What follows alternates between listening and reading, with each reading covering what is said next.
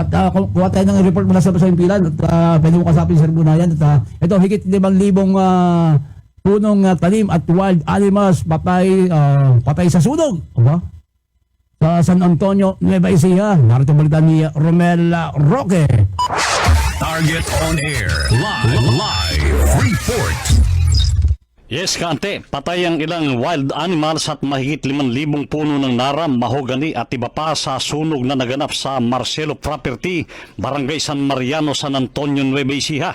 Ayon sa BFP personnel ng San Antonio, Nueva Ecija, sa pangunguna ni SF-04 Amado F. de la Cruz, OIC, Municipal Farm Marshal, BFP San Antonio, ang mga nasunog na puno ay halos bagong tanim pa lang nang mayroong 3 taon na ang nakalipas na ayon sa mga security guard ng Marcelo Property.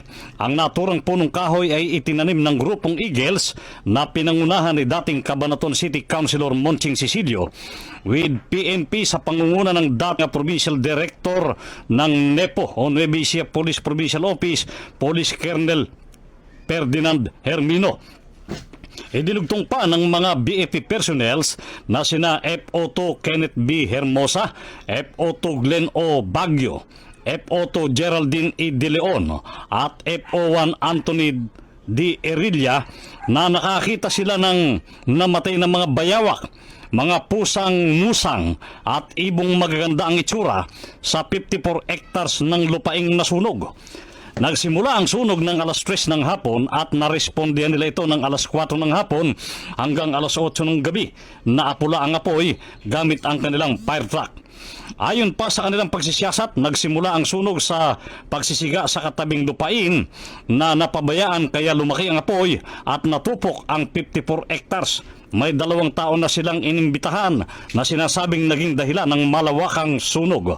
Ayon naman sa mga bantay ng Marcelo Farm, patuloy pa rin ang proseso ng pagsisiyasat ng BFP kung mananagot ba ang 2 tao na ang isa ay nagsabing mga 4 na araw masusunog ang naturang lupain at nasunog nga at ang mga sinasabing nakatira sa kubo ng katabing lupain na siya umanong nagsiga.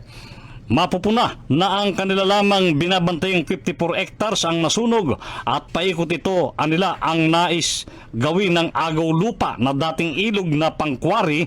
Sana kaso gustong ipamigay ng DAR Nueva Ecija sa pangunguna ni dating Chief Executive ng DAR Nueva Ecija Parpo 2 Eden B. Ponyo na kahit na disapprove na maging agricultural area dahil mabuhangin at mabato ay pilit pa rin naisip pamigay ng DAR sa mga sinasabing agaw lupa ang lupain ng mga Marcelo gayong ito ay titulado.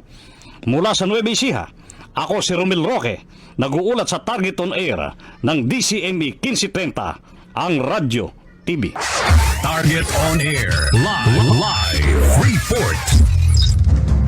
Maraming salamat kay Romel Roque. Nako, ingat po tayo sa mga sunog na yan. Grabe talaga. Sobrang init po ng panahon at po sinasabi ng Mayo na talagang mabigat po ha. Yung mga sunugan ka, particular yung forest fire talaga naman. At speaking of forest fire,